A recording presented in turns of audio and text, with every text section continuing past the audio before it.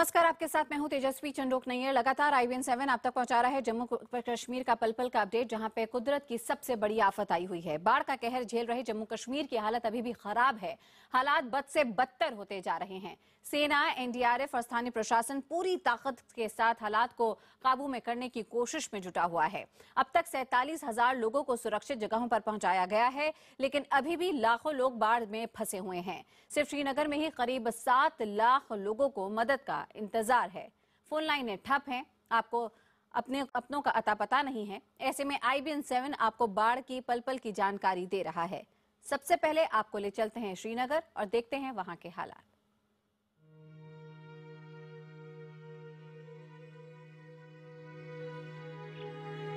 वहाँ पे छोटे छोटे बच्चे 4 साल 5 साल भूखे मर रहे हैं।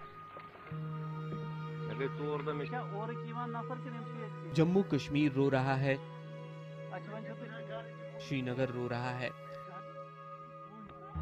हम जहां भी जा रहे हैं लोगों के गले से भर रही आवाजें ही सुन रहे हैं।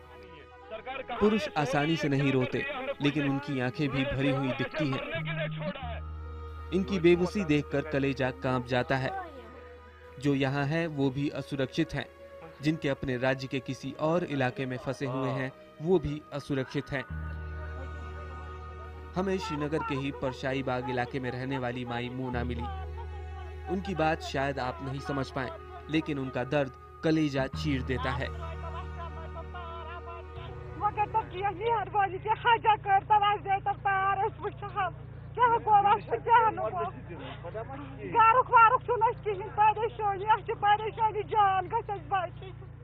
जी वो बता रही थी कि जो उसका घर है वो पूरा का पूरा पानी में डूब गया है और उसका खाली एक ही बेटा है, वो उसी घर में फंस गया है अभी। और उसकी जो बहू है वो पेट से है और उसका ऑपरेशन शायद 1-2 दिन में होने वाला है और उसको पता नहीं है कि उसके साथ क्या हो गया है। वो बिल्कुल मैस में है, कंफ्यूज है। अब वो गवर्नमेंट से ये सलाह कर रही है कि हमें किसी तरह से बचाया जाए।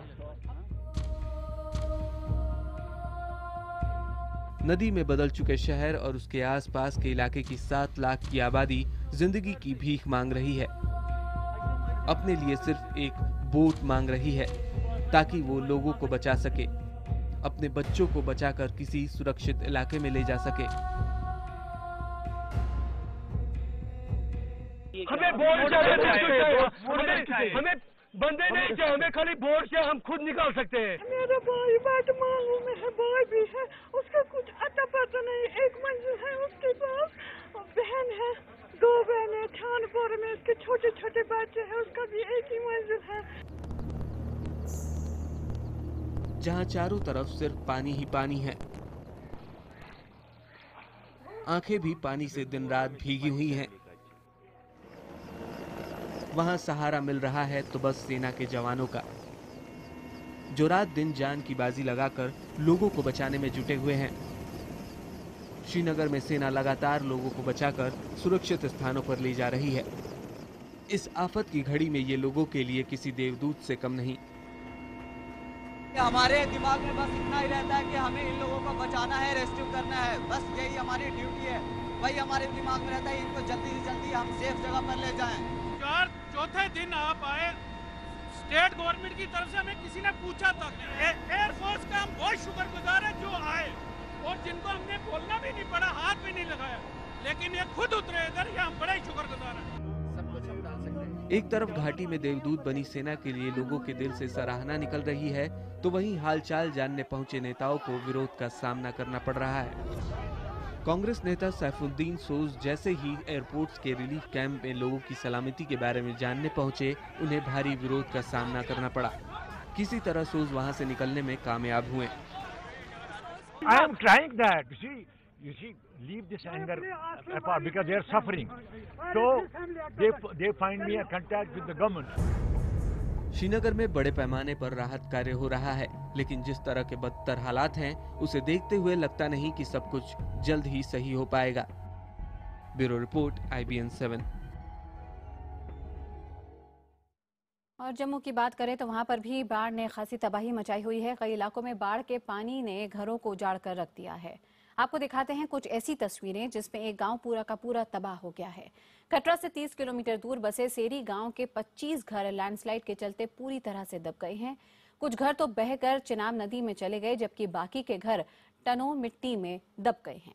हालांकि राहत की बात यह रही है कि इस हादसे में सभी लोग सुरक्षित निकल गए, क्योंकि वो पहले ही अपने घरों से निकाले जा चुके थे।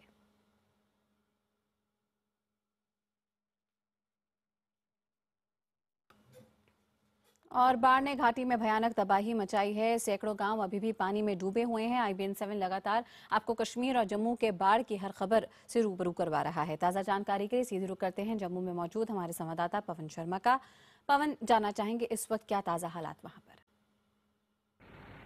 जम्मू प्रोविंस की अगर हम बात करते हैं तो यहाँ पर अभी जो काम बचा हुआ है वो है जितनी भी रेस्क्यू टीमें हैं उन टीमों को वहाँ पर पहुँचाया जाए, जैसे पहाड़ी इलाके हैं या फिर बॉर्डर के इलाके जहाँ पर रोड कनेक्टिविटी नहीं है, वहाँ पर टेलीफोन सुविधा नहीं है।